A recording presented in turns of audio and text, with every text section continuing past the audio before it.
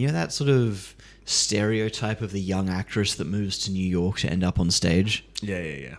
A lot of people are that young actress. Every day a new sucker goes to the film industry.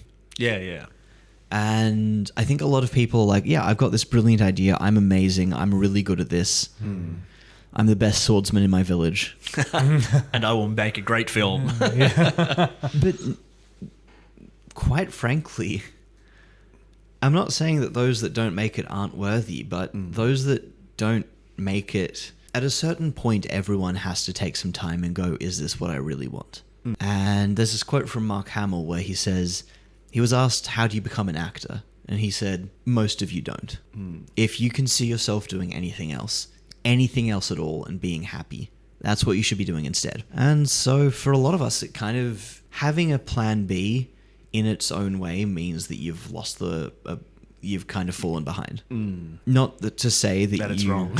No, that's the thing is, there is no wrong way to make it as long as you do. Well, no, there are plenty of morally, ethically, spiritually wrong ways to make it. But like, you know, as long as you can hold your head up high and say, I did this, I accomplished this, this is mine, then it can be a hugely, hugely, hugely rewarding career path. But if you walk into it with an ego, if you walk into it going, I'm going to make it because I have to, because fate demands it, or because I've been mulling over this one story for the last 15 years. If you've been mulling over a story for 15 years and you haven't been able to put it down, what that most likely means is that you've got a story that's 15 years out of date.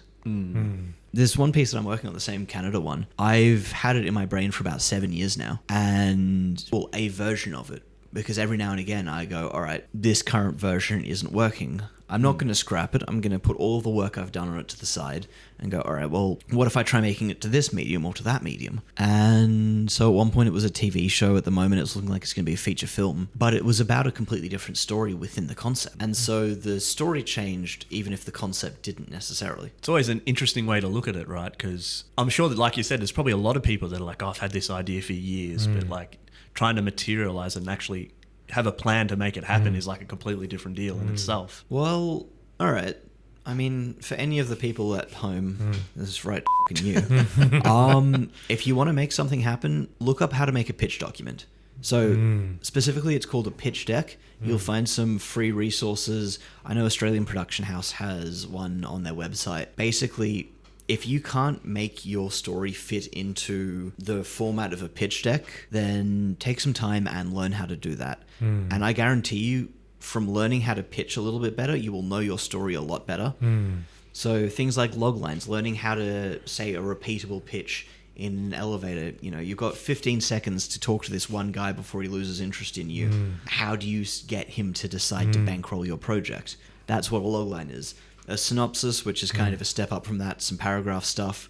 Creative intent. Why are you making this? Why does this need to be made? Who's the intended audience? What's the intended budget? All of these things are questions that you need to be able to answer pretty much off the top of your head. A bit of a character bio. Who are you writing about and why? Why do these people matter? Why does their story matter? Why should an audience care, essentially? Or why should the audience that you've previously mentioned that you've selected care about this? Have you got anyone else that wants to work on it with you? Is their name worth anything?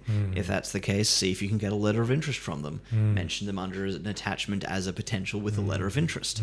And also, quite frankly, who the f*** are you? Not in a bad way, but who are you? I want to know. If I'm going to give you money to work on a film, tell me who you are in 3 paragraphs. That's right. You have to boil your life down to 150 words and put it right next to a headshot of yourself. And it needs to be professional. That picture that looks like it's for a passport, no. No.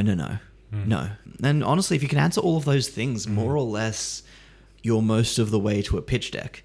And once you've got a pitch deck, you need to learn about how to talk like you're talking about a pitch. And you need to be able to give the same spiel with the deck beside you, without it beside you. Use it more as a visual aid, essentially. But yeah, that's kind of the whole thing, is you start by starting. That is the end of the episode. Let us know what you think about the conversation in the comment section below, and smash that like button. Ring the bell and subscribe as well, and you better be back next time. And we will see you in the next episode.